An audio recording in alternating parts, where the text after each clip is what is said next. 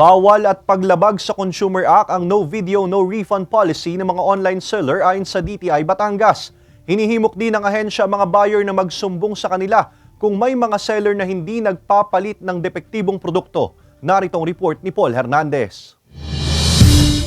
Ang mga produktong hindi raw nakikita sa physical store, tsak, meron sa online store. Kaya nga sa maraming pagkakataon, online shopping ang ending ng 28 anyos na si Rochelle. Sobrang hassle-free siya, convenient sa akin as nag-work ako Monday to Saturday. Lalo na kapag mga seasonal, hindi ko na kailangan pumuntang mall, makipagsiksikan to buy. Aminadong may pagkakataong may ilang sira ang nakukuha, kaya pinipicturean daw niya ang dumarating na parcel sa kanya bilang pruweba kung may reklamo man siya sa online seller. To inform them lang na medyo may damage o kaya wrong item yun nasasend sa akin.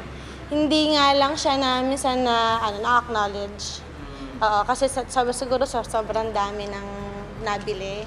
Pero kalat ngayon ang umano'y no video, no refund policy ng ilang online seller. Sabi ng Department of Trade and Industry o DTI, bawal yan at hindi rin kinikilala ang pulisiyang yan. Paglabag daw ito sa RA 7394 o Consumer Act of the Philippines. Hindi mandatory ang video sa pagpo-prove na defective ang product. They cannot refuse the return for this defective products. Tingin ng ahensya, silang mga online seller lang ang bumuo ng ganitong klaseng pulisiya. May karapatan daw ang buyer na ibalik ang item kung depektibo o sira at hindi na raw kailangan pa ng unboxing video. Babala ng DTI, may multang naghihintay para sa mga pasaway na online seller. They can be fined from 500 pesos to 10,000.